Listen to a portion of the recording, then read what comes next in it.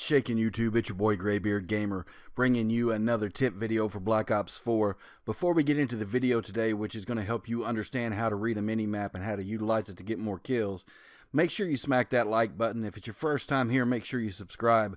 We got lots of tip videos, best class setups, gun reviews, anything and everything that it's going to take to make you the best Black Ops 4 player that you can be. Now let's go ahead and jump into the video. Whether you're new to Call of Duty or you're new to Black Ops 4, one of the most important things, the fundamental things that you need to be a great Call of Duty player or Black Ops 4 player is you need to understand what you're looking at when you see the mini-map. The mini-map is going to tell you so many things. It's going to prepare you for your gunfights. It's going to let you know what area or what direction danger is coming from. It's also going to let you know what area support is coming from. And if you don't understand the mini-maps, you're leaving yourself very vulnerable to lots of deaths.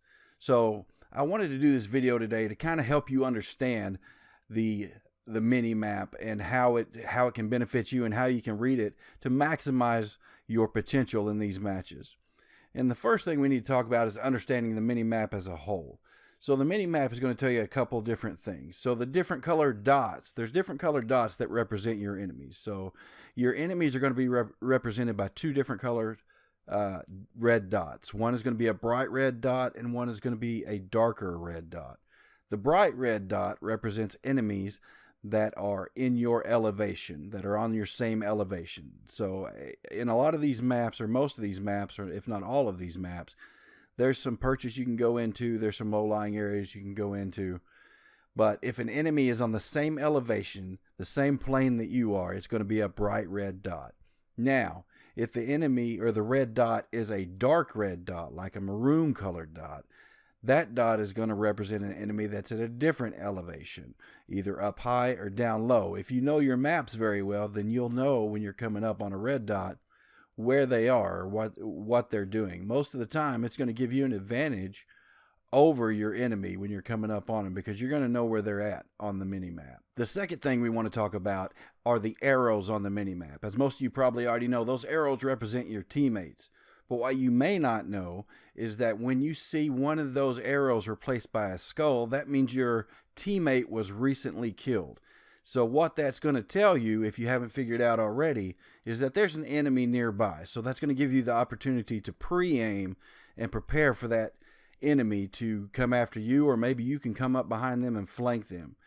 Another thing it'll tell you, I don't know if you've noticed a lot of the people run around with knives. You'll see that a lot, and that will prepare you for somebody who's running around the map using Ghost and a knife. Even if you don't see the red dot, when you see that skull come up, you know that somebody is in the area. Another thing these arrows are going to indicate to you is where the enemies are spawning.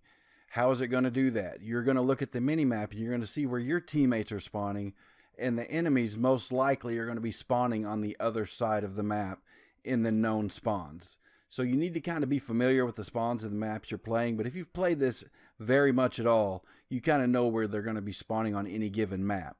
So if you pay attention to where your teammates are spawning, then you're going to know exactly where the enemies are spawning.